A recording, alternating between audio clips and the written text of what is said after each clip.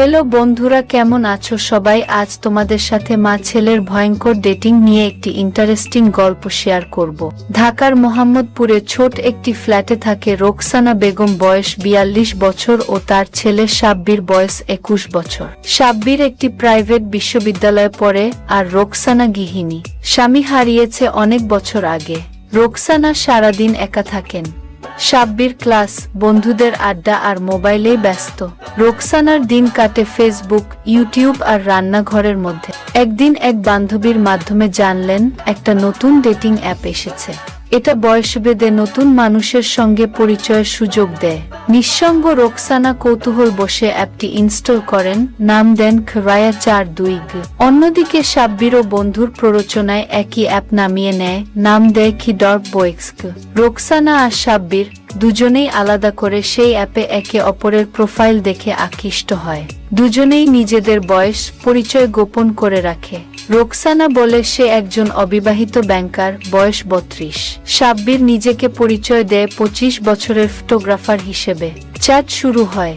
দুজনেই বুঝতে পারে না তারা একে অপরের পরিবার। চ্যাটে গভীর সম্পর্ক তৈরি হতে থাকে। তারা একে অপরকে ভালোবাসা, নিঃসঙ্গতা, জীবন দর্শনের কথা বলে। রোকসানা বলে তার স্বামী মারা গেছে, সে একা। সাব্বির বলে তার মা জীবিত, তবে তার সঙ্গে সম্পর্ক নেই। রোকসানার চোখে জল আসে, কিন্তু সে কিছু বোঝে না। 3 সপ্তাহ পর তারা দেখা করার সিদ্ধান্ত নেয়। ধানমন্ডির এক কফিশপের সন্ধ্যায় দেখা হবে বলে ঠিক হয়। কেউ কারো ছবি চায়নি, কারণ তারা বলেছে ভালোবাসা দেখতে নয়, অনুভব করতে হয়। রোকসানা নতুন শাড়ি পরে, ঠোঁটে হালকা লিপস্টিক। অনেক বছর পর নিজের মতো করে সাজছে।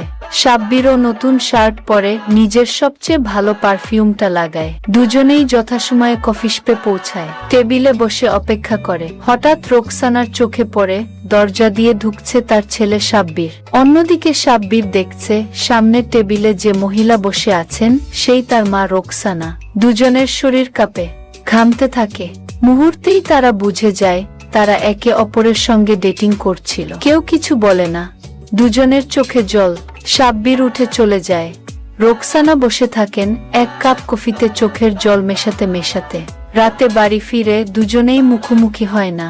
ঘরের বাতাস ভারী হয়ে থাকে। পরদিন সকালে রোকসানা সাব্বিরকে ডাকে, তুই জানিস আমার কি ভয় লাগছে এখনো? আমিও মা, জানতাম না তুমি এতটা একাগু। একটা দীর্ঘ নীরবতা ভেদ করে আসে চিৎকার করে কান্না। মা ছেলে জড়িয়ে ধরে কাঁদতে থাকে। সাব্বির বলে, আমি আর ভুল করব না মা, আমি তোমার বন্ধু হব গু। রোকসানা বলে, তুই আমার ছেলে না, তুই আমার জীবনের মানে কি।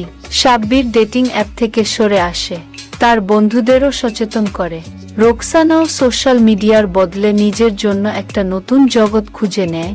একটি নারী উদ্যোক্তা গোষ্ঠীতে যোগ দেয়, নিজের সাবান তৈরি করে বিক্রি শুরু করে। তারা এখন একে অপরের বন্ধু।